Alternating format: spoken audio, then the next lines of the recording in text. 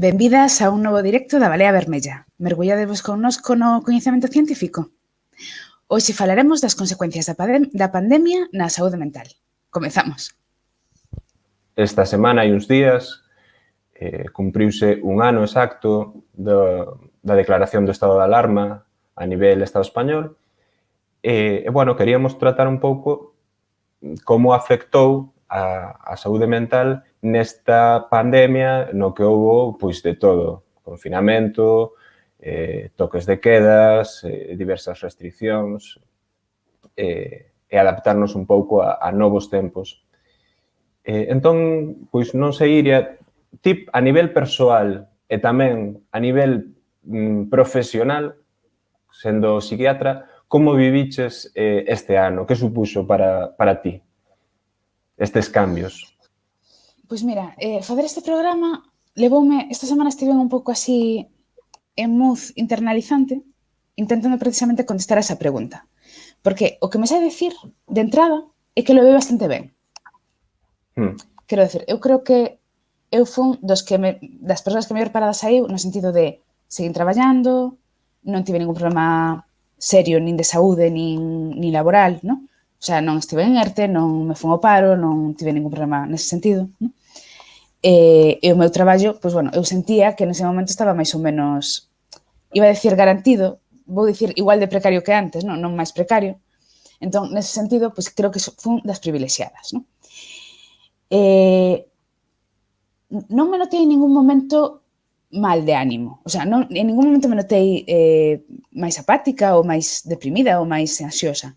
Pero sí que é verdade que con outro tipo de cousas sí que, facendo a memoria, sí que houve cousas que me afectaron moi negativamente. Sobre todo, o que ten que ver co social. O sea, eu, por exemplo, o feito de ver menos a miña familia e de ver menos a algúns amigos que non viven na mesma cidade que a min, ademais de unha circunstancia de que os meus amigos máis cercanos mudáronse de cidade, entón pasei da perspectiva de que os iba a ver menos a velos prácticamente nada durante este ano de confinamento.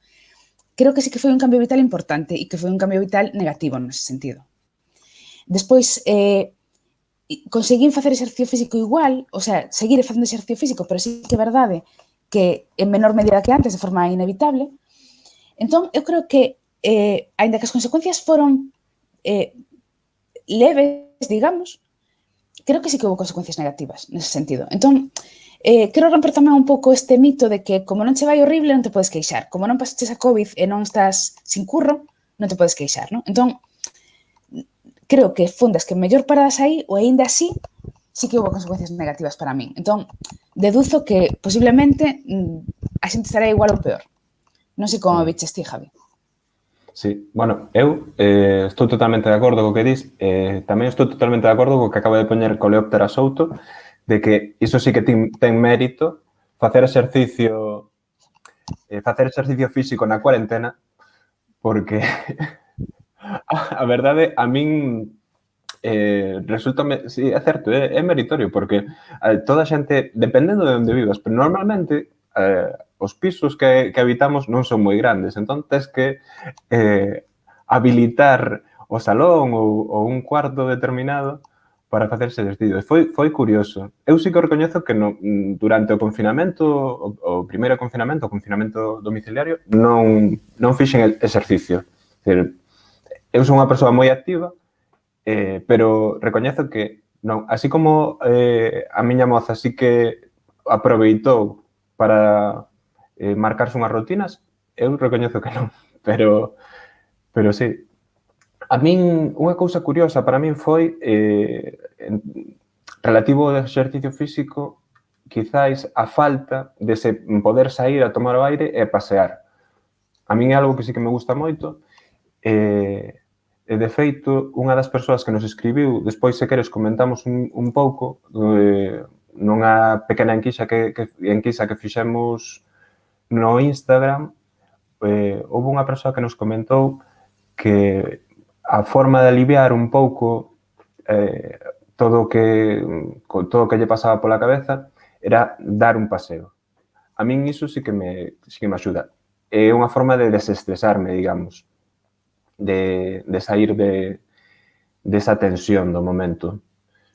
Pero, por outra parte, estou bastante de acordo contigo, porque a min afectábame, en parte, sentíame culpable de, bueno, vexo xente que está pasando moi mal, que xa non falemos de xente que está diagnosticada, que ten unha enfermidade ou xente que tiña algún familiar ingresado pola COVID ou demais. Pero sí, foi un ano complexo de adaptacións e que a min quizáis me afectou máis a partir da desescalada, digamos, a nivel mental, que é todo iso de adaptarnos a agora podes ir a un sitio, agora podes ver a alguén, agora podes ir aquí, agora queda na casa, logo vivo o toque de queda, agora que, bueno, que eu recoñezo que teño certa idade xa, cando dixeron o do toque de queda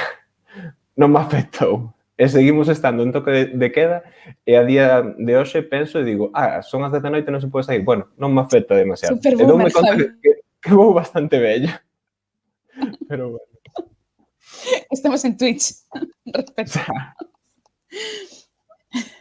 Sí, non sei. Sí, mira, eu o do toque de queda pensaba hoxe. Onte tiven que ir facer unha sesión pola tarde e foi o primeiro día que dixen, boa, teño que apurar que me colle toque de queda. Pero realmente tampouco foi o que máis me afectou. Eu creo que xa non polos ritmos de vida, que tamén, que evidentemente, pois, coa idade vas baixando ese ritmo de saída nocturna, pero eu creo que foron tantísimas restriccións que ao final o de non sair de noite casi que o de menos. Sí, está claro. A ver, eu penso que o que máis a min o que máis me afectou quizáis foi esa restricción de non poder ter contacto coas persoas que deixesas ter contacto, sexan familiares, amigos ou con quen queiras. Entón, iso para min, penso que foi, para min, a nivel persoal, penso que foi o máis complicado. Tamén é certo que teño sorte de que non vivo no mesmo concello, pero vivo na mesma área sanitaria, agora que estamos nesa fase.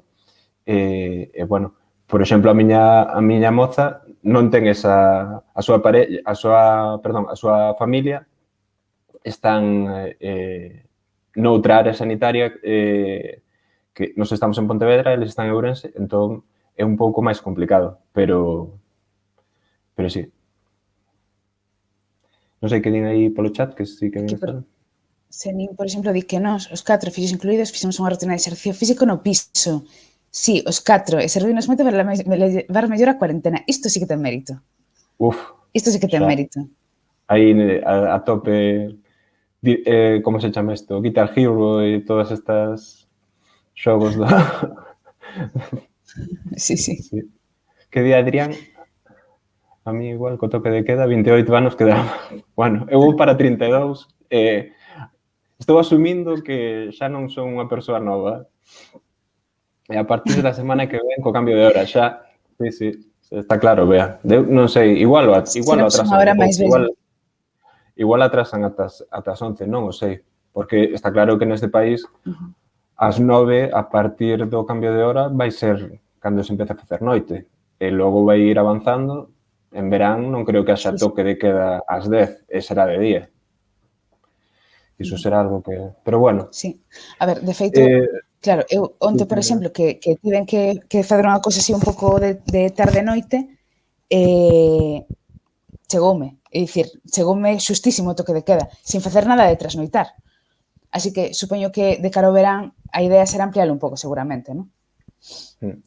Mira, é interesante o que comenta aquí, bueno, non sei se é Nuria ou a súa parella ou son os dous,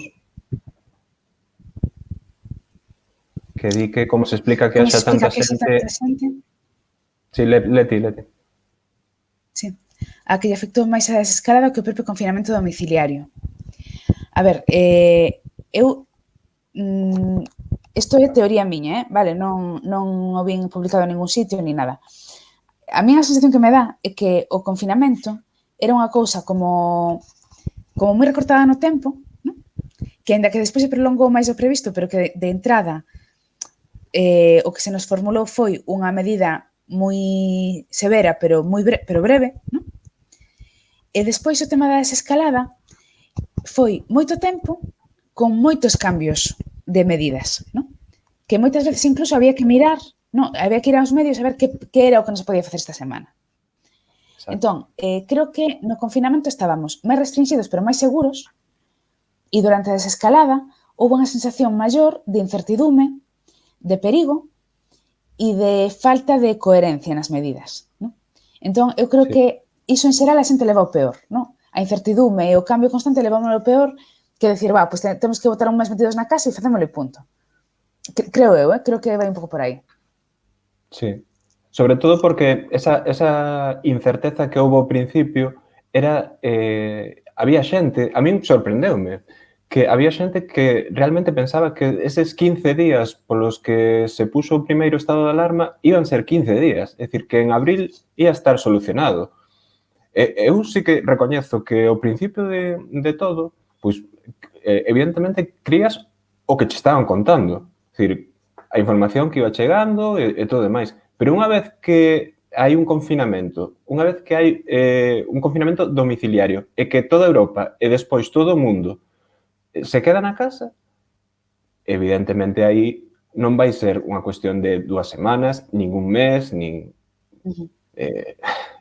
Era evidente. A min, eu penso que houve xente que igual o dosificou ou serville para non saturar a súa mente, pero sí, non sei que... Eu tamén creo... Di Nuria que están os dous. Bueno, pois, un saúdo aos dous. Madia Levo di que eu vivín mellor o confinamento é moito peor a incerteza dun tempo que non remata. Claro, sí. É que ao final, iso saberalo ti mellor, Iria, pero o cerebro está preparado para unha situación ou soportar unha situación de estrés puntual, non? Pero prolongala no tempo, esa situación de estrés e incerteza, o cerebro non se dá adaptado, entendes? Claro. E sobre todo con tanto cambio. Claro. Porque non saímos nin coa sensación de que o problema estivera resolto, non?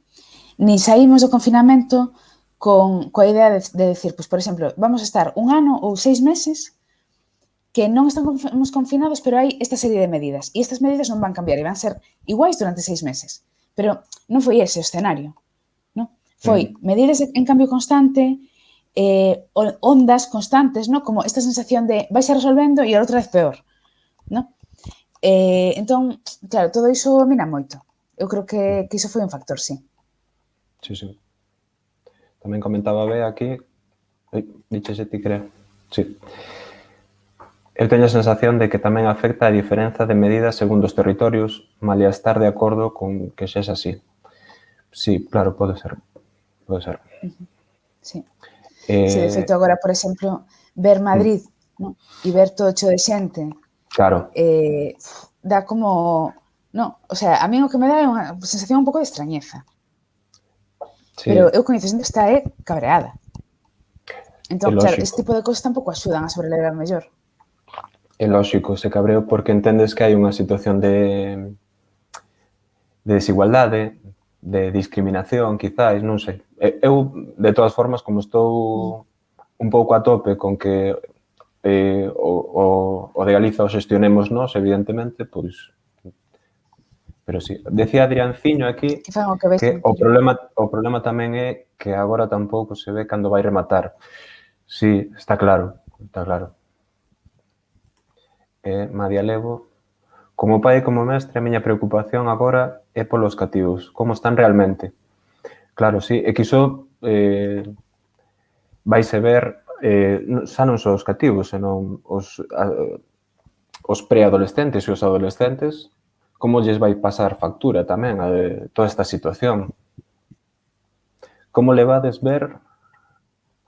o de ver filmes e de catar desde que a xente non leva máscara?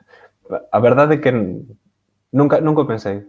Sinceramente, é algo que é un comentario que vexo bastante nas redes ou que vin bastante nas redes e tal, pero nunca o pensei iso. Nunca se me pasou pola cabeza a idea de que a xente que vía nunha peli, pois non. Sobre todo porque se vexo, non sei, unha peli de Cary Grant, pois non se me ocurre ver a Cary Grant con máscara. Tamén me parecería un pecado, sinceramente, pero...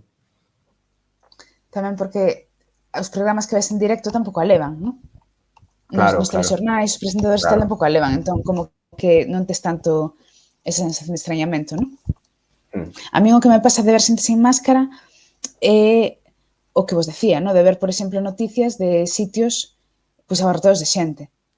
Ou de pensar, eso comentaba outro día cos meus residentes, por exemplo, no? De decir, hai un ano estábamos todos como metidos nun pub a presión, 500.000 personas bebendo do vaso do colega, sabes? E a ninguén lle extrañaba. E agora parece como supermarciano, ¿no? E como superimprudente, cousas que antes facías con toda a naturalidade. A mí, como que me choca máis esa disonancia cognitiva de min mesma facendo cousas hai un ano. Sí. Mira, se queres, estaba vendo por aquí que tiñamos os comentarios estes que nos deixaron no Insta. Bueno, había xente que comentaba, o curioso foi que de 8 ou 9 persoas que nos contestaron, ningunha nos dixo que relativamente ben, que levou relativamente ben. Moita xente comentábamos que regular, que bueno, incluso algunha facía algún tipo de broma, que regular é alcoholizada, outra xente comentábamos que, bueno, mellor nalgúnas cousas, peor noutras. Había xente que nos decía feita unha merda, pero xa estaba mal antes, así que non houbo cambio. Tamén había xente que... Hai un que me pareceu curioso, que son sanitaria e en decembro diagnosticaronme un episodio depresivo. Sigo traballando, que iso tamén como afectou o persoal sanitario, todo isto, que é impresionante. E coido que non se fala o suficiente tamén. E despois, bueno, esta persoa que che comentaba ao principio, que decía pasear para sobrevivir, pois, sí, eso é... A min axúdame bastante o paseo, o ter a mente un pouco... Ben escoitas música ou escoitas un podcast ou o que che apeteza.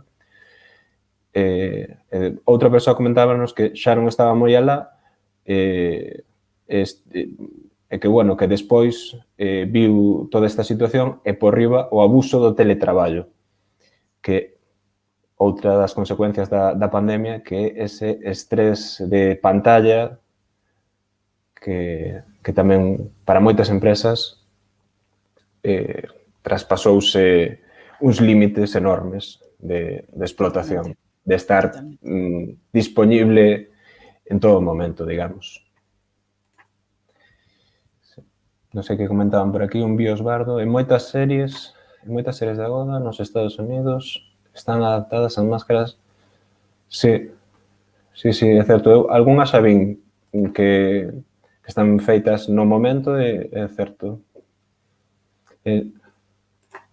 No meu caso, comecei a ter soños con xente con máscara tamén. Non sei, a min eso non me pasou, ninguén me contara eso nunca, que é curioso. É curioso. Bueno. Sí, pero as respostas do Insta tamén foron así bastante reveladoras, non? Que eu creo que revelan así como dúas tendencias, non? Que, primeiro, que había moita xente que xa estaba mal de antes. Eu creo que, sobre todo, na xente da nosa franxa de idade, ou un pouco máis nova, un pouco máis bella, o que se notaba, sobre todo, era o tema da precariedade laboral. Claro. Ou a precariedade ou a explotación laboral. Entón, que iso combinado co tema pandemia, máis incertidume laboral aínda, ou ERTES, tal, eu creo que foi unha bomba de reloxería. Porque partíamos dunha situación que xa non era boa. Claro. Sí.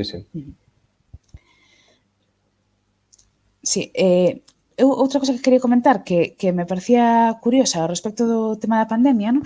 É que a min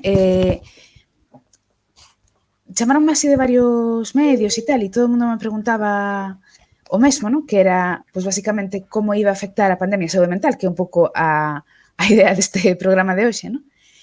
E é curioso, porque eu lía mogollón de entrevistas a outra xente, non? Xente con moito máis renome que a min, moito máis famosa que a min, moito máis pro e tal, e a xente, pois, a mí daba a sensación de que opinaba e teorizaba e tal, e eu decía, pero vamos a ver, o sea, esta xente ten os mesmos datos que teño eu, o sea, está vendo as mesmas revistas científicas que teño eu, O sea, o único honesto que podemos decir é que non o sabemos. É dicir, nos podemos facer aquí as pallas mentais que queirades, pero a golpe de marzo do ano pasado, o único honesto que podíamos decir era que non o sabemos. Non houve ningunha situación equiparable. O sea, Claro, eu, claro. de verdade, que revisei, paseime tardes enteiras revisando literatura científica e as cousas que vía que eran máis ou menos parecidas ao que estábamos vivindo eran situacións que parecían, que a min, polo menos, me parecían e que os propios artigos o recoñecían así, ¿no?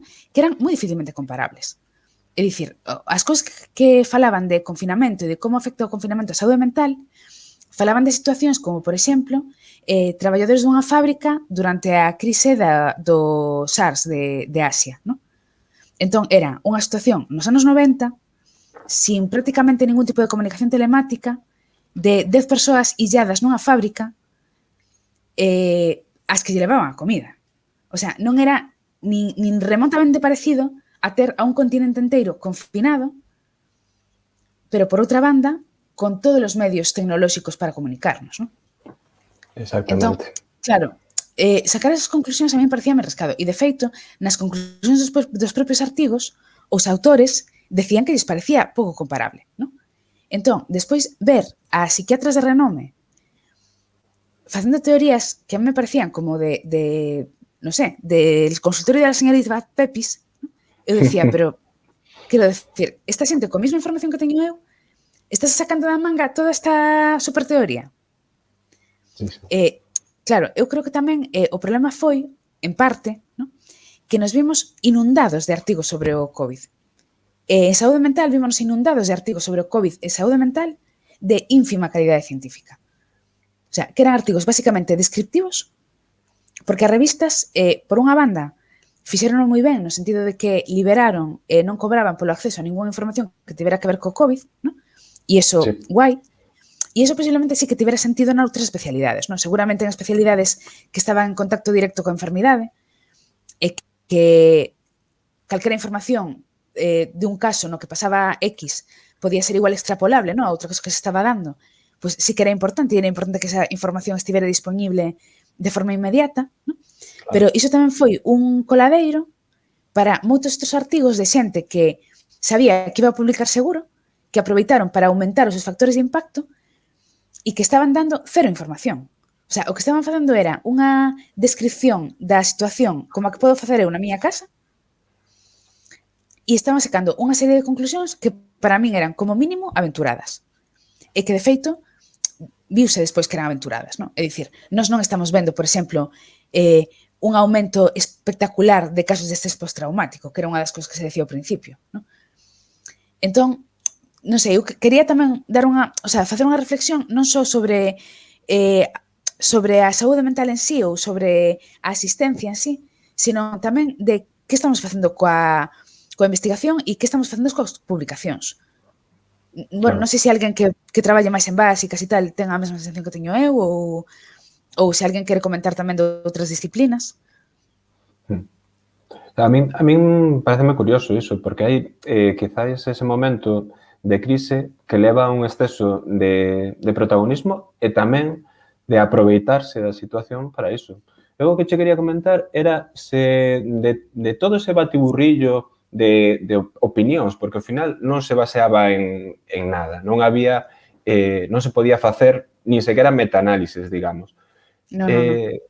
Como se vive en saúde mental esa especie de opinións de, como se decía en moitas ocasións, de o virus vai afectar a nivel pulmonar, imos quedar sen un pulmón, imos quedar sen tal. Había algo que se dixera daquelas que provocara este virus en concreto, pois iso, non sei, algún tipo de enfermidade mental a que pudiera incrementarse o... A ver, eu creo que, sobre todo ao principio, había como dúas tendencias, ¿no? Que unha, para min, era claramente alarmista e errónea e a outra era simplemente unha perogrullada. E era confundir un pouco o churras con merinas. A primeira era o que comentaba antes, ¿no? Era a xente que decía que iba a haber un aumento exponencial dos casos de trastorno por estrés postraumático. É dicir, que o confinamento iba a ocasionar trastornos por estrés postraumático. O estrés postraumático é un cadro moi grave e que está asociado, en xeral, a situacións graves. É dicir, o un estrés postraumático, en xeral, sufreo unha víctima de violación ou sufreo alguén que estaba no 11S, ¿no? Ou que sufre un accidente de tráfico grave, ¿no? Por poñer unha situación así un pouco máis que nos pode pasar a todos. Pensar que un confinamento domiciliario no que en principio a túa vida non corre risco inmediato vai ocasionar un estrés postraumático, claro, a mí parecíame iso, cando menos aventurado. É dicir, non quero decir que non lle pode ocasionar a alguén puntualmente, pero pensar que iba a ser unha reacción mayoritaria, por decirlo así, a min parecíame que vulneraba un pouco o sentido común e como sabemos que funciona a mente humana, non? Exacto. Entón, isto parecíame así como un pouco eso, alarmista, catastrofista, non? E que estaba feito un pouco como para ser catchy, non? Para publicar e para colocar o artigo na revista que te interesa. Claro. E despois, outro tipo de artigos que me chamaban a atención e que me cabraban un pouco, non? Eran artigos que se dedicaban a facer enquisas sobre estado de ánimo, non? E a de alguma maneira identificar estado de ánimo con patoloxía. É dicir, se ti no primeiro confinamento pasas unha escala de ansiedade á población xeral, pois moi posiblemente haxa moita xente que che diga que ten ansiedade. Non? Claro. Sí, sí. Que pasa? A ansiedade é unha reacción normal do organismo. Unha cousa é ter ansiedade, que é normal, e outra cousa é ter un trastorno de ansiedade. Vou poñer outro exemplo. Se ti te plantas nunha facultade antes dun exame e lle preguntas a xente se ten ansiedade, a xente dirá que sí, probablemente. Posiblemente o 90% da xente diga que ten ansiedade. Non? Claro, a proporción de xente que teña un trastorno de ansiedade será mínima. Entón, co confinamento pasaba un pouco igual. Claro que a xente vai dicir que está ansiosa se é unha situación de alarma mundial, non? Claro que a xente estaba peor de ánimo. Pero deducir de aí que a xente estaba con un trastorno de ansiedade ou que a xente estaba deprimida polo feito de estar peor de ánimo ou máis triste, parecíame un pouco extrapolar os datos e confundir un pouco a resposta normal coa patoloxía. Evidentemente. Sí, sí. Bueno, comentaban por aquí... Sí, están comentando por aquí no chat. Bueno, saudamos cousas a Lobeira Today tamén, que decía se chega tarde. Bueno, non chegas tarde nunca, non te preocupes. Aquí poñemos o día. Un Biosbardo comentaba que en todos os ámbitos, no meu, ciencias do deporte, houve un tempo en que todos os artigos tiñan relación co COVID e que moitos eran de baixo nivel. Sí, claro. Eu penso que sí, que en todos os ámbitos houve ese exceso de publicacións de... Moucho, hola, que tal? Tamén, que saudaba. Hola, Moucho. Hola, Daniel decía churrimeninismo. Efectivamente, claro, sí, é que misturar as cousas. Churrimeninismo. Sí, sí. A Lobeira Today, a min pareceume en todo momento excesivo do estrés postraumático. Tampouco creo que en pleno século XXI, con toda a oferta cultural que temos, que tanta xente se aburrise. Non sei, iso xa vai dentro da personalidade de cada un. Entón, hai xente que é complicado buscar esa escapatoria, ese ocio. Iván comentaba que no da bibliografía un problema grave é que contribuiu ao desconcerto da xente foron os repositorios onde os autores incluían os artigos non revisados de maneira provisional e que a prensa convencional deu por válidos na súa totalidade desde o primeiro momento. Completamente. Efectivamente. Sí, de alguna maneira, saltámonos todos os pasos da publicación habitual, non? O sea, todo o tema de revisión por pares, non? Que os autores despois revisaran o que se publicaba, todo iso saltou polos aires, non se fixo. E claro, e a prensa non entendía a diferencia entre os repositorios e os artigos que se estaban publicados. Iso por unha banda. E despois a min dá a sensación de que se abriu a man. O sea, seguro, de que todo que poñía COVID publicábase. Ou grande parte. Sí, sí. Sí, foi como un boom no que se colabas pois Sí, iba a contar como unha publicación e tamén o que exactamente. decía Adrián un pouco, que a ciencia debe responder a cuestións fundamentais, facer coñecemento e non publicar cousas por publicar. Pois é que é iso, é o que di Adrián. Ujú. Comentaba Sí. Moucho tamén que o tema de hoxe é interesante e necesario. Eu levei no todo moi ben porque, perdón que se me marchou, porque o meu cepillo de dentes dame conversación, pero hai peña que por aí non está ben con... Bueno, mira, pásalle despois o número a Iria, Moucho, se queres.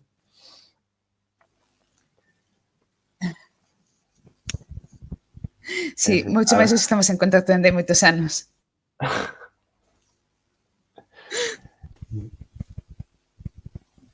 Abriuse a man, abriuse a man e iso na prensa é éxito. Crean opinión e xogan con iso para mover a audiencia, sí, claro. Comenta Bea cales son, entón, os diagnósticos máis frecuentes que estades facendo na actualidade que se poidan identificar coa situación deste último ano. E outra cousa que me interesa, deuse un aumento de consultas? Pois ti dirás, Iria. Pois mira, os diagnósticos máis frecuentes son diagnósticos de trastornos de ansiedade. Vale. Pero claro, é que estamos en marzo de 2021, non en marzo de 2020. Evidentemente. Ese é o tema. Evidentemente. É dicir, o sea, todos estábamos bastante seguros, cando empezou a pandemia, que se era unha situación que se prolongaba no tempo, seguramente tería consecuencias sobre a saúde mental. ¿No? E seguramente fosen consecuencias desta índole, da índole de ansiedade e depresión. ¿No? Claro, unha cousa é un trastorno de ansiedade e outra cousa é un estrés postraumático. O sea, estamos falando, é como se me dis un cáncer ou un catarro. Non, en psiquiatría. Sí, Sin querer con isto quitarlle importancia aos trastornos de ansiedade, ¿no? Pero para que vos fagades unha idea. Entón, basicamente, o que estamos vendo son trastornos de ansiedade. E despois o que estamos vendo é que en xente que xa tiña diagnósticos previos, hai clínica, sobre todo de ansiedade e depresión, que está empeorando. Na primeira, si se deu un aumento das consultas, a ver, na pública é difícil de decir porque as consultas son as que son. É dicir, o que pode haber un aumento das listas de espera. E iso sí que está pasando. claro. Sobre todo, eu creo que unha cosa que é moi significativa é que as privadas están completamente desbordadas. O sea, eu estou notando un pouco na lista de espera da miña área, pero todos os amigos que teño, todos os meus coñecidos que teñen consultas privadas, tanto de psiquiatría como de psicología, están a tope ou non están aceptándose a pacientes novos porque non poden atender a demanda ou din que están completamente desbordados. Entón, eu creo que aí o que pasou foi que ao aumentar a lista de espera da pública, iso de alguna maneira fixo un efecto rebosamento á privada, porque claro, se na pública estamos manexando listas de espera de 2 meses, a xente non pode esperar. Entón, eu creo que a resposta é sí ao aumento da demanda, pero a consecuencia sobre a asistencia non é tan directa como que vexamos máis pacientes. ¿No? Digamos que hai outros mecanismos que están derivando a esa xente que demanda.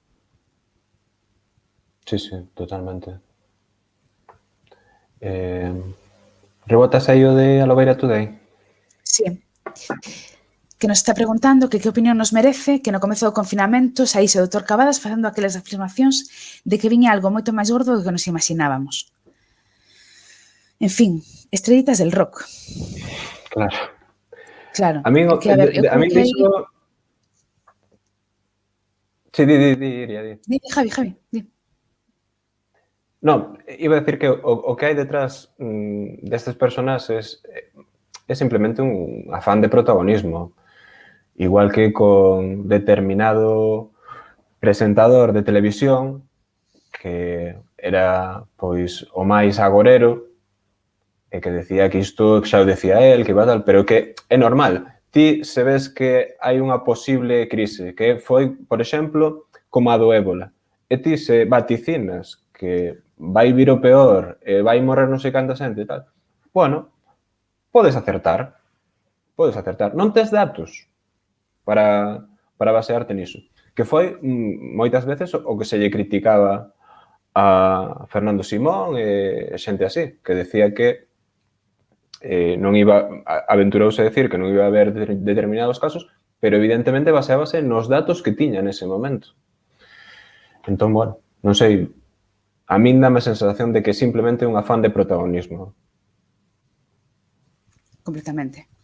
Di Bea, ¿no? Afirmacións con 50% de posibilidades de acertar, efectivamente. Claro, claro. O sea, é como a claro. xente que che adiviña se vai ser neno ou nena, ¿no? Pues acerta 50% das veces.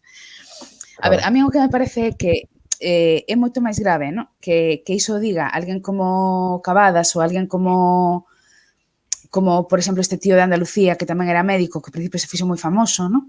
O Spiriman, este famoso, que tamén Sí. outro que tal, ¿no? Claro, sí. Fricker, ves? Spiriman e demais, claro. Toda esta peña. É dicir, eu fago unha diferencia entre Fricker e Spiriman ou Cavadas, ¿no? Que é a seguinte, é dicir, o sea, ti és un presentador de televisión e eu entendo que o teu curro é facer audiencias.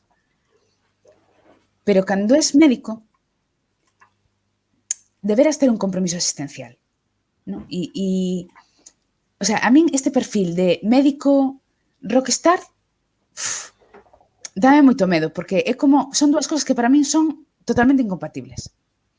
É dicir, para min ser sanitaria ten que ter unha connotación e ten que ter un punto de servicio que esta xente está claro que non ten. É dicir, se ti tes unha vocación de servizo, tens que estar, non sei como explicar isto, pero como un paso por detrás, non un paso por diante. Sí, sí. Non podes ter ti o foco sobre ti, sabes? Claro. Sí, ao final é iso, é afán de protagonismo e non hai esa profesionalidade, porque ao final as profesionais sanitarias o que dis de ir por detrás, de non querer levar protagonismo, faz o teu traballo e xa está, baseándote no que sabes, non en elucubracións. Claro, eu creo que outra cousa é divulgar, é dicir, eu dedícome a isto, ¿no? E tamén se podería decir, no, pues ti dame o foco sobre ti, ¿no? Claro, eu cando fago isto intento poñer o foco sobre o que digo e non sobre min como persoa, ¿no? Senón sobre unha información que me parece relevante, pero creo que se nota moito cando alguén utiliza a información para poñer o foco sobre si mesmo, ¿no? E Cavadas, eu creo que xa dende hai moitos anos, moitos tiñamos unha certa prevención, ¿no? De decir, ui, sabes, isto non acaba de cheirar ben, aínda que a cousa en si non fora negativa, ¿no? Pero era como que a forma de expoñelo e a forma de expoñerse ele era como algo aquí non acaba de cadrar. Di Adrián que ese afán de protagonismo que non fai falta ir a Madrid para velos, nós, que no país temos seguro moitos exemplos coñecidos a nivel científico, xa non só sanitario, varios. E a partir da semana que ven veremos un afán de protagonismo importante. Pero bueno, corramos unha... Se che parece, seguimos comentando, entón, non sei que decían por aí, quen dixo algo do cambio de hora, sí, non sei, Darío, algo. Comentan por aí que vai cambiar a hora, sí, exactamente. Bueno, pois mira, comentamos entón o que decías ao principio, que fixeches un pouco en mención do tema de fatiga, esa fatiga pandémica que se falaba nos últimos meses, bueno, máis ben nas últimas semanas, agora que chegamos a este primeiro ano de pandemia. Que é exactamente a fatiga pandémica, Iria? Que se entende por fatiga pandémica? Ben, a fatiga pandémica é un pouco un termo así... Sí, é un termo que acuñou a OMS. A min non me gustan moito estas cousas así de poñerles nomes como de relumbrón ás cousas porque a xente pensa que son diagnósticos. Claro. Non son diagnósticos, é dicir, ti non vas a ir nunca do consulta dun psiquiatra ou dun psicólogo con un diagnóstico de que ten vostede, fatiga pandémica, eso non vai pasar, vale? É unha descripción dunha situación, non? E eu creo que en canto a descripción sí que é acertada, non?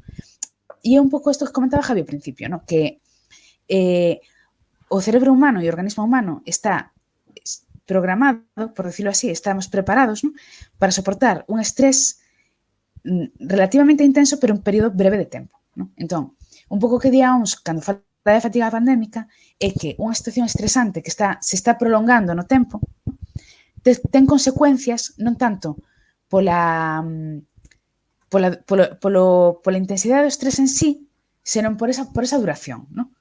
E por isto que comentabades antes por aquí tamén polo chat de non ver o final. Entón, que o que se está vendo pois, son cadros deste tipo, ¿no? De ansiedade, de sensación de apatía, de que ás veces cando se relaxan as medidas e podes sair ou podes sair un pouco máis como que xa non te apetece ou tes medo ou, ¿no? Que ás veces, pois, as cousas cotiás que non che deberían ocasionar un esforzo sí que che ocasionan, que non che fan ilusión cousas que sí que che deberían facer, ¿no? A isto é o que se refire a OMS con fatiga pandémica. Sí, a min dame esa sensación do que comentábamos ao principio, que o cerebro non está preparado para soportar un estrés prolongado no tempo. É unha incerteza tan grande que non sabes exactamente como xestionar. Por iso, quizáis, o interesante, estiven lendo últimamente xente que o que propón é non poñernos metas a longo prazo, é dicir, non pensar isto de cando todo acabe, cando pase a pandemia, cando xa todo o mundo estea inmunizado, cando volvamos outra vez a marzo ou febreiro de 2020, non hai que pensar iso, senón que hai que facer plans a curto prazo, gozar en boa parte do que temos, dentro das nosas posibilidades, e ir marcándonos pequenas metas, porque senón se estamos obsesionados e obsesionadas con que vai pasar cando acabe isto, que o que vou facer, non ten sentido, porque o cerebro vaise estresar e non vai saber xestionar todo iso, non? Sí, e ademais que non vai haber un día concreto no que isto acabe. É dicir, no mellor dos escenarios, pois a situación irá mellorando progresivamente, ¿no?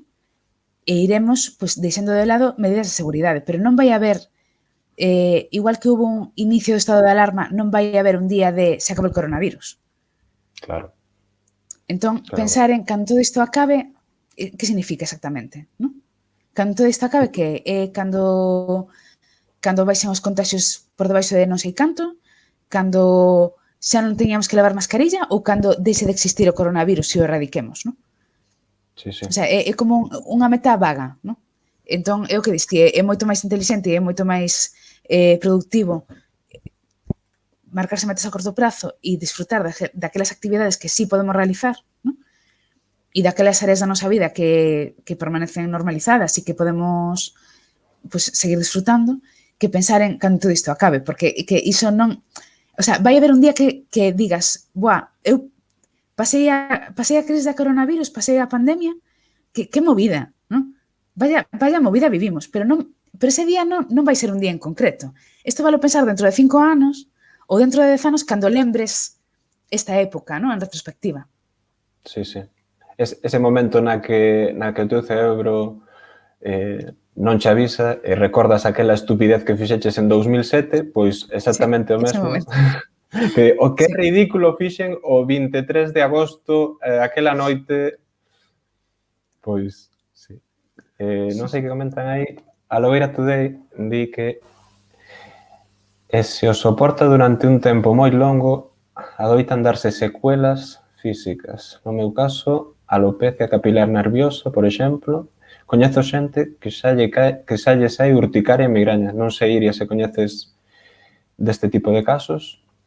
Sí, as somatizacións, que son un síntoma máis de ansiedade, son unha cosa bastante frecuente tamén. Habitualmente, a ansiedade conceptualizámola todos como sentirse nervioso, ¿no? E como un fenómeno máis da esfera psíquica, pero realmente a ansiedade non deixa de ser un estado de hiperactivación do organismo. Entón, nesa hiperactivación, se é moi prolongada, como di a Lobeira, pois claro, pode afectar a outras áreas e pode producir síntomas físicos. Todos tiñamos o típico compañeiro de colexio ou a típica compañeira que o día antes do examen vomitaba. Claro. Pois iso non deixa de ser unha somatización. Claro. Sí. O que di Bea tamén, non lembraba disto, pero é certo, que non axuda o discurso bélico e combatente dos propios xestores, e que iso fora tremendo. Cada día se seguías os datos de decir, hoy es lunes otra vez. Era terrible, era terrible. un tanto... Sí, totalmente non desacertado. Sí. Sí. En fin, pois Non é nada. unha batalla. Ao virus dalle igual que ti o venzas ou non o venzas, non? É como, para min era como decir, vamos vencer este tsunami, non? Ou vamos vencer esta ola de frío, o sea, sabes, parecíame como unha confusión de termos e Sí, unha... O sea, e parecíame, en serio, parecíame unha banalidade. O sea, parecíame claro. unha cosa como infantil, non? Como decir, pero esta xente de que fala? Mm. Hola, Diego, que tal? Hola, Diego. Vale, pois nada, se queres seguir comentando un pouco. Sí, Non sei se hai eu outra cosa alguén que queira seguir comentando da fatiga, pero bueno, que saiban que os imos ler. Sí, e comentamos despois si sai algo máis. Mm. Outra cosa que comentei antes ao principio que queríamos comentar tamén, non? Era isto que vos comentaba de confundir o normal co patolóxico. Non? É dicir, que nestas circunstancias, pois, estar pois, un pouco peor de ánimo, un pouco máis ansioso é normal, non? E non supón unha patoloxía. Non? A min é unha cosa que tamén me chama moita atención nas redes sociais, non? Especialmente en Twitter, porque es como esta nuestra red social del odio, ¿no? De la bajona. Que por unha banda digo, jo, que guai que a xente está como comentando máis e normalizando máis falar de sentirse mal, ¿no? O sea, incluso falar de ter un diagnóstico ou falar de ir ao psiquiatra, de ir ao psicólogo. E isto é positivo, ¿no? Pero despois tamén me parece que hai unha certa banalización, ¿no? De estados emocionais normais. É dicir, que ti esteas triste porque non podes ver os teus amigos non é unha depresión. Non? Que ti esteas ansioso ou preocupado porque estás malo e estás agardando por unha PCR e non sabes se tes ou non COVID, non é un trastorno de ansiedade. É estar nervioso, normal, porque estás agardando por unha proba. Non? Entón, eu sí que vin un pouco esta confusión, non? De empregar palabras relacionadas co psiquiátrico, relacionadas coa doenza mental, para referirse a reaccións normais, non? Por exemplo, depresión, tristeza, non? Ou, por exemplo, claro, é que agora coa COVID van aumentar os casos de agorafobia. En plan, non, coa COVID o que pasa é que a xente ten medo a sair por si se contaxia. Pero que iso é normal, porque efectivamente pode contaxiarse. Entón, esta confusión e esta banalización de diagnósticos e de palabras psiquiátricas que sirven para designar realidades moi concretas, para min tiña un pouco como esta doble... que era como unha granada doble fío, non? Por unha banda dis, jo, que ben, que a xente se anime a falar con normalidade das cousas que lle pasan, pero que mal que entendamos que calquera emoción negativa é un trastorno. O sea, es que me parece como ademais, descoñecer por completo como funciona a vida psíquica das persoas, non? Hai un monólogo de Buenafuente e de Berto Romero que a mí me facía moita gracia, non? No que Buenafuente decía que se aburría nos aeroportos e que é unha situación que como que lle estresaba e que o pasaba mal, non? E Berto decíalle, claro, Andreu, pero es que non lo tienes que pasar bien todo el tiempo. Entón, é un pouco isto, non? Claro, é que pasalo mal e estar ansioso ou estar triste forman parte da vida psíquica normal, non é un trastorno. E cando pasa algo grave, pois o normal é estar mal e non pasa nada. Sabes? Non con isto quero decir que non debas acudir a un profesional se crees que o necesitas. Pero non todo é patoloxía, non todo é enfermidade, non todo é trastorno. Claro. É que é moi certo o que dices. O sea, esa banalización vese moito. A min resulta curioso que hai como un pouco esa normalización, esa desestigmatización, non? De xente que realmente está diagnosticada, que ten unha enfermidade mental ou que ten un trastorno e que o quere facer público para normalizar esa situación, non? Porque ao final hai ese estigma cara ás enfermidades mentales. E logo hai o que ti dis, esa banalización que ven a través de medios de comunicación e a xente o fai seu, pero incluso con cousas normais, xa quitando o tema da pandemia. Eu teño te escoitado moitas veces en charlas que decías isto de estar depre cando simplemente pues, estás triste ou de depresión posvacacional, non? Que falas ti moito en diversas charlas. Non existe iso. Non podes ter depresión posvacacional, simplemente pues non che mola porque a ninguén lle gusta volver o chollo despois de estar un mes ou 15 días ou que botes de vacacións, pero sí. Non sei que comentan aquí, totalmente de acordo, supoño que vai por ti o de Bea, que parece que normalizar falar de saúde mental implica democratizar os trastornos, que dicía alguén estes días en Twitter. Sí, claro, é iso. A ver, eu creo que isto tamén hai unha cuestión aquí que ten máis que ver coa estatística, non? O sea, se algo ten unha incidencia maior do 50%, igual temos que pensar que non é un trastorno. É dicir, un trastorno, por definición, non pode ser algo común, non? Non pode ser algo que lle pase a todo o mundo, por definición. Se todos temos ansiedade, hai que pensar que é un fenómeno normal. O sea, o que non é normal é ter un trastorno de ansiedade. Non? Entón, isto de democratizar os trastornos mentais, claro, por unha banda, sí que é verdade que os trastornos mentais son enfermedades de alta incidencia na poboación, das que se fala pouco. Entón, nese sentido, hai moita xente que as está padecendo e que non está dicindo. E eu, a ese nivel, estou super a tope con dicilo públicamente, con poñelo en redes, con facer unha especie como de saída do armario de patologías mentais. ¿No? E con visibilizar que un pode ter unha patoloxía mental X, a que sexa, e ser perfectamente funcional, e ter un traballo estable, e ter unha vida satisfactoria, incluso que a súa doenza. ¿No? Ou non. Ou ter un sufrimento terrible e ser unha persoa que realmente precisa moito apoio, no, por parte da sociedade precisamente porque ten esa doenza. Calquera das dúas opcións. Sí. Pero claro, iso non implica pensar que todos temos unha doenza mental, non? Ou como lle escoitei eu algunha vez, non, é que todos deberíamos ir a psiquiatra. Oye, mira, perdona, pero non, ou polo menos non veñades a min. Porque, claro, por sorte, igual que non todos deberíamos ir ao cardiólogo seguido, pois non todos deberíamos ir ao psiquiatra.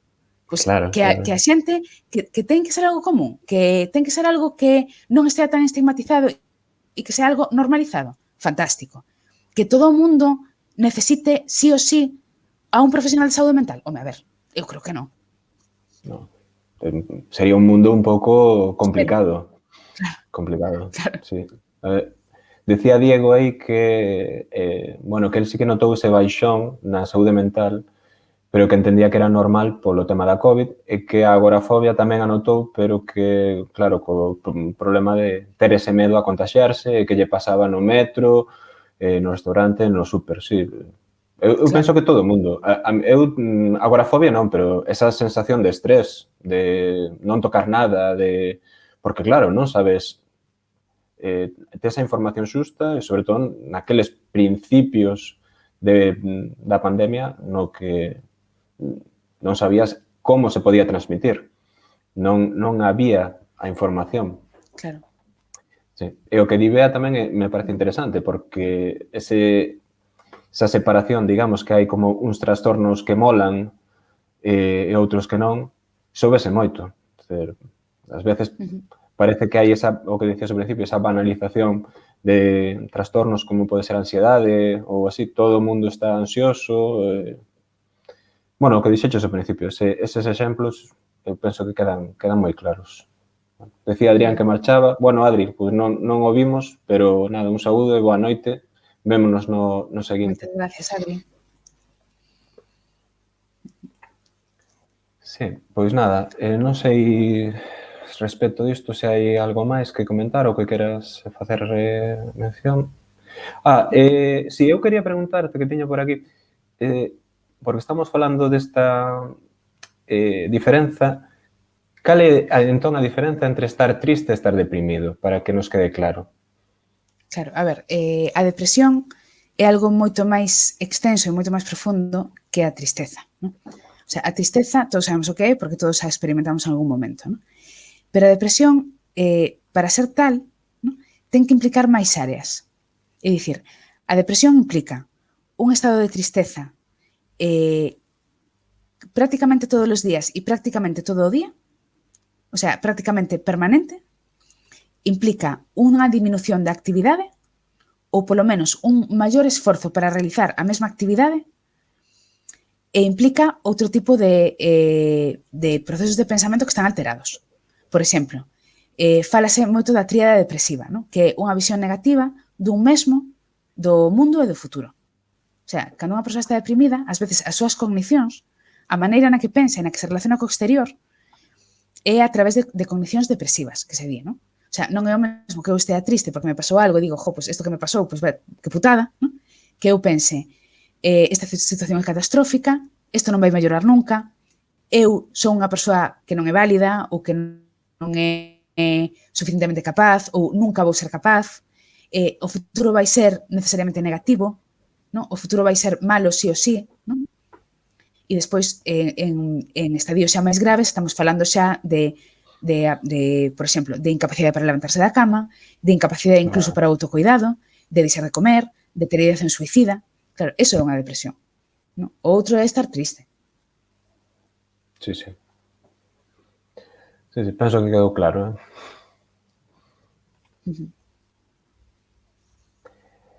Queres comentar o papel dos medios de comunicación e así? Non sei se tes algo... Sí, a ver, eu creo que era o que estaba mirando agora. Tiñamos aquí apuntado o tema de que os medios de comunicación pues, tamén contribuíron un pouco a esta situación, ¿no? Pero eu creo que quedou un pouco subsumido nas anteriores, ¿no? Que de alguna maneira, pues, aparte de que as medidas estaban cambiando constantemente, pues claro, estábamos nunha voráxina de información sin filtrar, non só por parte de organismos científicos e de revistas científicas, senón sobre todo por parte dos medios generalistas, ¿no? Que moitas veces, pues, eu creo que eran aínda máis desestabilizadoras, ¿no? E contribuían a incrementar ese clima de ruido e de non enterarse do que estaba pasando. Sí, sí. Quizáis, moita xente que pasa con outras enfermidades pasa tamén coas enfermidades mentais a hora de buscar en Google, non? O primeiro síntoma non sei se pasa tanto porque digamos que é outra cousa, non? A ti doeche a barriga, doeche ou as costas ou tal, a mítica persoa que busca en Google dor de costas, que facer? Remedios. E Google dice, vas a morir en 10 minutos. Sí. Sí, sí, básicamente. Sí. Pero non sei se coas enfermidades mentais pasa isto, non? Ou se hai casos de... A mí resulta... Penso que é máis difícil, non? Que haxa xente que busque depresión, ansiedade e tal, pero igual, con isto da pandemia, igual houbo xente que sí que buscaba e quizáis apareceu aí ou deu con artigos que non aportaban absolutamente nada, non? Que simplemente... O típico, ademais, que a min unha cousa que me fastidia moito con isto é xa non só artigos, senón as persoas que che din tes que estar ben, non, é que non son capaz de sair da casa porque me atopo mal, porque estou de moi baixo, tal, pero non, alégrate. Estás deprimido, alégrate. Fai unha viaxe, sal. O último que lle apetecerá a esa persoa, tal. Entón, moitos artigos de revistas ou así que simplemente pues, o que único que comentan é alégrate, ponte ben, sal. Sí, sí. Iso penso que é moi perigoso. Sí, a ver, claro, en saúde mental sí que pasa isto de que a xente busca en Google depresión ou esquizofrenia, sabes? E venche dicindo, non, es que hice un test e tengo esquizofrenia. Isto pasa. A ver... O bueno, que te digan, vete al médico. Vete al médico. Jo, é que isto que pasou... O sea, eu non sei se... A mí pareceme super heavy. O sea, eu non sei se é porque eu estou dentro e o vexo como... No, como que me afecta particularmente, pero a min isto pareceume como... O sea, que si na pantalla nese momento puxera sobreimpreso estigma, sabes, sería como a definición do que pasou. Totalmente. Porque, é dicir, este gilipollas, no, que di eso no Congreso,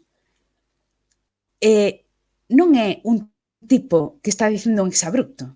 O sea, é como a materialización do que moita xente pensa sobre a enfermidade mental.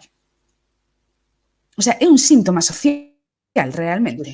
Si Errejón estivera falando do infarto de miocardio, ninguén faría unha broma con iso. Ou do cancro. Sí, sí. No, pero en cambio sí podemos facer broma sobre a saúde mental, non? Opérate. Es que tengo cáncer, opérate, come cebolla. Claro, claro. Sí, sí. Claro. Comenta aquí os de Toshio que decía que eu creo que das enfermedades mentais pode pasar moito máis co que comentan en artigos de internet porque é bastante sinxelo que os simples trazos de personalidade poidan encaixar nalgún trastorno. Sí, sí. Sí, a ver, Sempre te podes poñer a antes vacina de e xantar co da Asamblea de Madrid, iba a comentar isto, no? Que un dos problemas que temos na psiquiatría e que para min tamén é o máis bonito da especialidade é que é unha especialidade fundamentalmente clínica.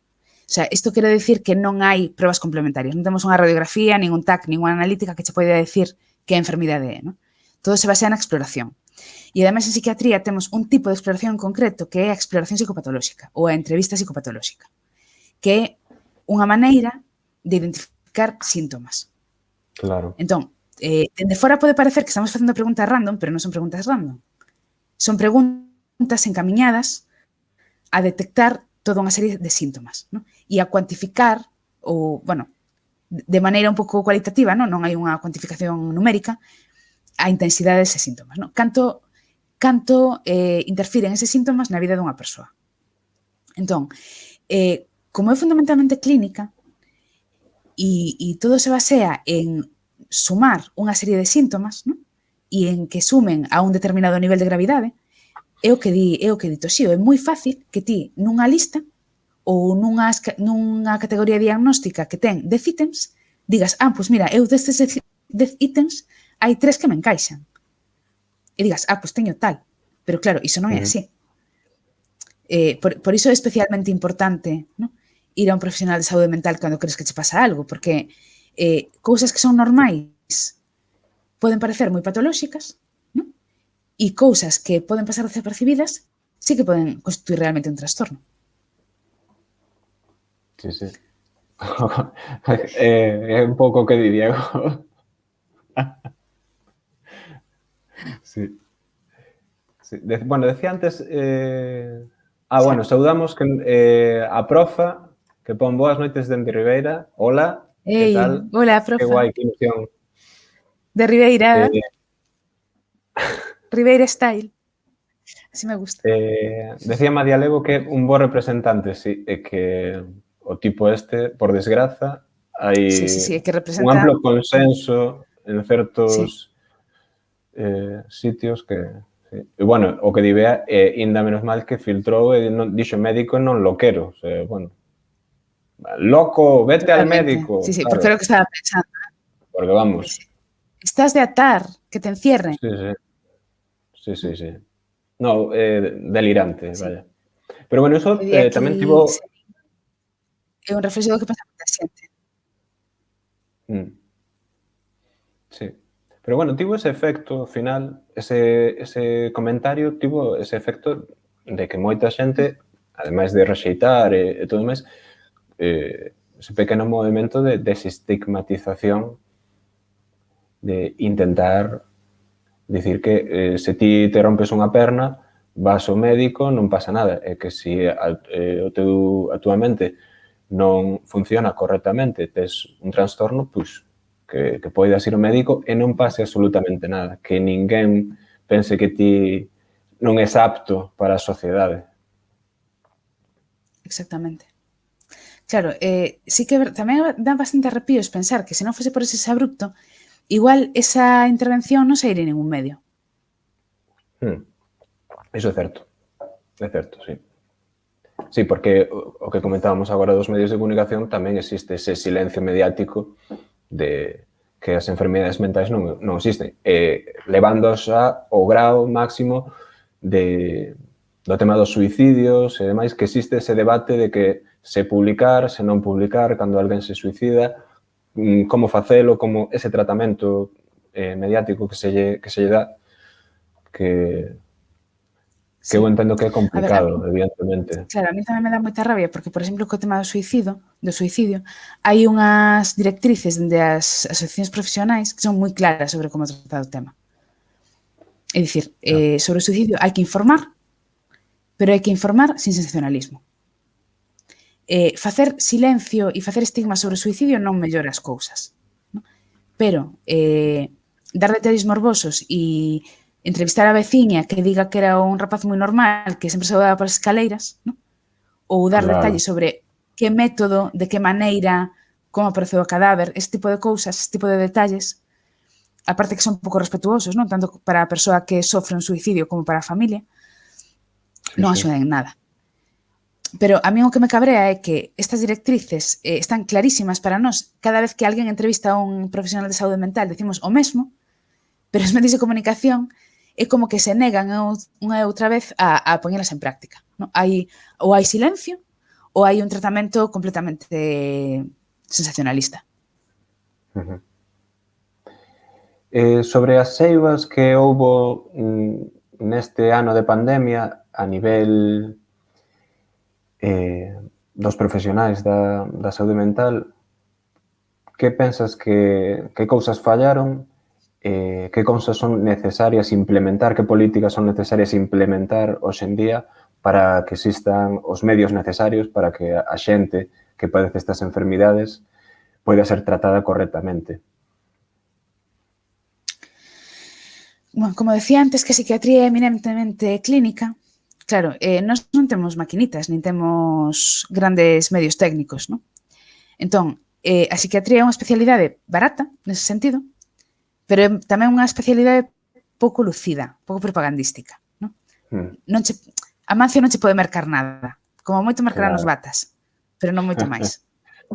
Entón, Exacto. claro, nós estamos un pouco na sombra, e o que fai falta é o máis caro e o máis escaso no sistema sanitario, que é personal. Claro. Neste momento, eu creo que, sobre todo, necesitamos psicólogos, máis incluso que psiquiatras. Porque a ratio, creo que saiu o dato nalgún medio, a ratio de psicólogos do Estado español é a máis baixa de Europa. A intervención de Rejón, a de vete al médico, ¿no? Iba un pouco encamiñada a solicitar, a exixir psicólogos en atención primaria, que é unha reivindicación de todos os colectivos dende hai décadas xa, que eso, incluir a psicología na atención primaria, e que dende logo sería o primeiro paso para, en parte, para atender a demanda, ¿no? E en parte tamén para evitar un pouco a sobremedicalización, ¿no? Porque moitas veces os psiquiatras, por desgraza, vémonos abocados a utilizar fármacos porque non hai recursos psicolóxicos suficientes. E isto é moi duro de decir. O sea, é moi duro de decir que eu estou dando pastillas a alguén porque esa persoa non se pode pagar un psicólogo e eu non teño psicólogo que mandalo, pero é así. Sí, tamén non sei se hai, non sei no Sergas como se mide isto, pero é certo que hai unha sobrecarga na atención primaria de persoas que van con determinados trastornos e que se lles receita ali psicofármacos por iso, por ter unha, en vez de esperar a que che dean cita en psiquiatría, ir directamente á atención primaria. Non sei se isto acontece. Sí, a ver, aí hai dous temas, non? É dicir, os médicos de atención primaria teñen información suficiente como para recetar determinados psicofármacos. Deben facelo.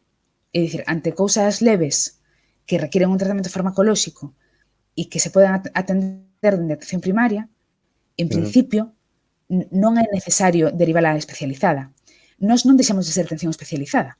É dicir, igual que un médico de primaria pode tratar outro tipo de patoloxías, tamén debería poder tratar patoloxías psiquiátricas leves, ¿no? Que non necesitan dun especialista. Exacto. Cal é o problema? O problema é, en primeiro lugar, que os médicos de cabeceira teñen pouquísimo tempo por paciente. Entón, o tema da excesiva farmacopea, ¿no? E da excesiva prescripción ven moitas veces porque non teñen tempo para filtrar, non teñen tempo para diferenciar quen necesita realmente psicofármaco e quen non. E despois, que o outro problema que volvíamos ao de antes, non? Posiblemente, moita desa xente que necesita un psicofármaco, necesítao porque non pode acceder a unha consulta psicolóxica. E claro, o problema é que se esperas a consulta psicolóxica para dentro de 6 meses, iso está sendo pouco eficaz, realmente, non? Ou igual xa non é o problema. Claro.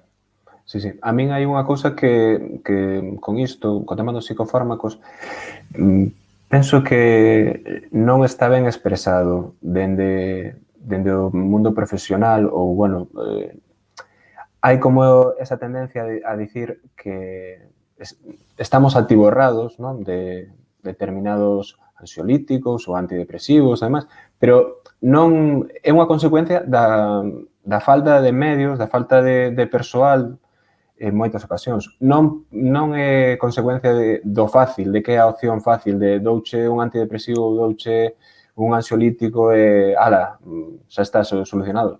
Eu entendo que o profesional médico o que quere é facer un seguimento diso, pero dispón dos medios dos que dispón. E despois, a min fastidime un pouco porque hai como esa tendencia, despois xira, hai como unha pequena quimifobia cara a todo iso, é dicir, eu estou deprimido, teño X trastorno e o que vou facer é pois ir como noutras enfermidades, non? Produtos naturais, a ver se o podo solucionar desta forma e non teño que tomar determinados medicamentos que evidentemente teñen pois efectos secundarios, efectos adversos cos que terei que lidiar en algún momento, pero que ao final siguen un método, está aprobado e igual ti con tomar determinado remedio natural que che di unha persoa que tal, non o va a solucionar, lóxicamente. A min, o que me parece que co tema dos psicofármacos, de alguna maneira, o discurso moitas veces erra o foco, non? É dicir, os psicofármacos son eficaces, son seguros, son moitos máis seguros que outros medicamentos, e cando hai que tomalos, e non pasa absolutamente nada. Igual que nos tomamos un corticoide cando temos unha alerxia ou que nos tomamos, non, un antibiótico. Ese non é o problema. O problema é que non teñamos tempo suficiente para diagnosticar correctamente quen necesita un antidepresivo e quen non. Ese é o problema. Exacto, exacto. Sí, sí. Un pouquiño de homeopatía, Diego. Pois sí, sempre. Un pouco, sí. O azúcar sempre está ben. En terróns, aquí comenta a profa que gustaríame saber que pensades de que os pais poidan decidir privar os seus fillos de medicación, sí. E outro, de medicación psiquiátrica que os especialistas consideran. Non sei se se dá este caso, descoñezo, non sei se hai algún tipo de movimento de pais que digan que rexeitan ou queren rexeitar esa medicación. A ver,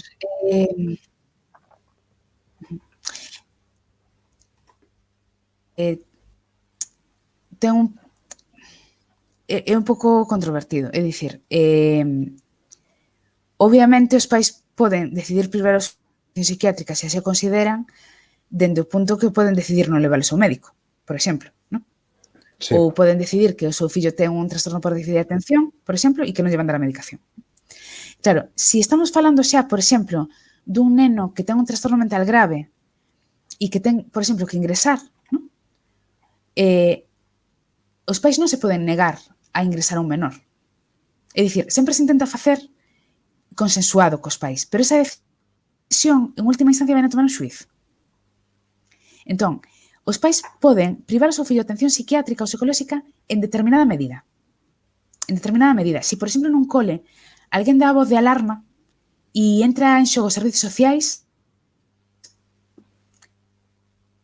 os pais vai ter moi difícil privar a un neno de atención psiquiátrica. O que pasa é que, claro, estamos falando xa de casos graves, non? Non de un neno que ten un pouco de ansiedade.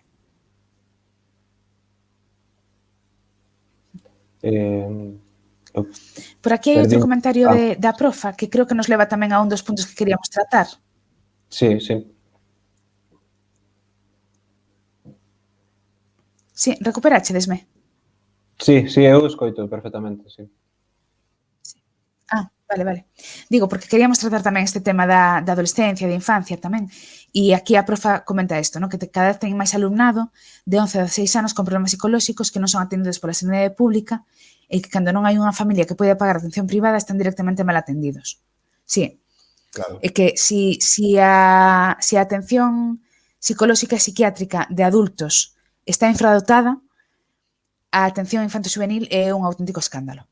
O sea, é unha falta de medios absolutamente delirante. Sí. E ao final pasa iso, ao final pasa que se as familias non poden pagar, os nenos quedan sin atender, efectivamente. Sí, sí. É que nisto, E, bueno, unha cuestión de idade, pero ao final o que demostra a pandemia é nos trastornos, nas enfermedades mentais, imagino que pasa exactamente o mesmo, é que mellor o vai pasar son as clases privilexiadas. É unha cuestión de clase tamén. As clases populares teñen máis dificultades para transitar cara a un estado pois máis ou menos de que a túa mente estea tranquila, sobre todo por o nivel de vida que tes. Se ti tes unha casa grande, se ti non tes preocupación porque mañá tes un contrato hiperprecario no que sabes que vas a estar traballando 2 meses, os 2 meses igual xa non estás traballando, entón incrementase iso. E despois traspásase o que estabas comentando, que se tes fillos, esa preocupación entendo que tamén vai para eles. Sí, sí, é dicir, todo vai unido, non? O sea, as clases traballadoras evidentemente teñen máis estrés na súa vida, teñen máis factores de estrés e despois teñen menos medios para tratar os problemas de saúde mental que podan xurdir. Entón, é un pouco como un círculo vicioso. Sí, sí, sí. Bueno, ademais, entre aí entendo que hai un nasgo de xénero tamén, non? Ademais de neste caso, adolescentes e demais que estamos falando, menores, as mulleres tamén teñen máis problemas para xestionar isto, non? Que os homes. Claro, por o Por mesmo esa motivo, non? As desigualdade, por mulleres, esa claro, discriminación. é dicir, as mulleres sufren máis violencia, as mulleres teñen peores salarios, teñen máis precariedade, son pobres máis veces, non? O sea, hai máis mulleres pobres que homes, as mulleres cargan con máis traballo doméstico, por non decir coa totalidade do traballo doméstico, entón, Claro. nas súas vidas hai máis factores de estrés. O sea, eu cando escoito falar de que este dato, que se repite moito, non? De que a depresión é máis frecuente en mulleres que en homes nunha proporción de 2:1. Non? Ajá. Eu non nego que pode haber algún factor hormonal, pero a mí pareceme que é banal e que é un pouco incluso frívolo buscar factores hormonais aí, non? Os factores son os factores que teñen que ver coas condicións de vida. Lógico, sí, sí. É unha cuestión social e socioeconómica, vale. E socioeconómica. Vale, pois son as 10, así que vai sendo hora de ir para casa, como dicían nos Xabarín, aínda que xa estamos todos na casa. Non sei se queres engadir algo máis sobre futuribles, sobre... Porque moitas veces se fala tamén de que a cuarta onda que veña, que vai ser, sobre todo, a cuarta onda da saúde mental, non? Que aí é onde se vai poder ver estes efectos causados que se prolongaron no tempo. Sí, eu creo que vai ser así. Creo que xa está empezando, non? Creo que conforme as consecuencias socioeconómicas da pandemia vayan sendo peores e máis acusadas, as consecuencias sobre a saúde mental van ser tamén máis acusadas. É dicir, creo que xa estamos na cuarta onda, pero creo que aínda non chegamos ao pico da cuarta onda, moi probablemente. Moi ben. Pois nada, pois entón imos pechando xa, se che parece. Quedadevos aínda, porque estou vendo que hoxe tamén está debuxando Iria Riba do Mar, entón, se vos quedades un momento, facemos raid. Anunciamos primeiro da semana que ven, Javi. Sí. No, era para avisar a xente que quedara, que non marchara e que saudamos a Iria despois. Sí, comento da semana que ven. A semana que ven, o xoves 25, vamos con Salva Bará, falando sobre fuso horario e contaminación luminosa, para sorpresa de nadie. Sí, vai estar moi interesante. Nada, a toda a xente que lle preocupe un pouco o tema do medio ambiente, porque ao final estamos falando de contaminación. É algo que é actual que nos afecta a todos, e despois, bueno, porén, falemos un pouco, pois, comentarános a súa opinión sobre o fuso horario, xa que imos escoitar durante toda a semana unha única opinión nos medios de comunicación galegos, isto vai ser un pouco diferente o que escoitedes aquí. Así que nada, agardamos por vos e vou facer a raid xa para Iria. E nada, moitísimas grazas a todo o mundo, moitísimas grazas a toda a xente que estivo no chat comentando, que nos estiveron vendo. Hoxe, a verdade, penso que foi un directo moi chulo. Haberá que repetir porque, bueno, Iria é unha auténtica eminencia nisto. Eu sempre quedo asombrado falando de saúde mental con ela. Así que nada. Eminencia e Cavadas. Eu son, sempre digo que son a tropa de asalto da psiquiatría. Pois nada, Iria, vémonos entón a semana que ven. Boa noite a todo o mundo. Saudamos a Iria arriba do mar, lembrade. Imos para lá.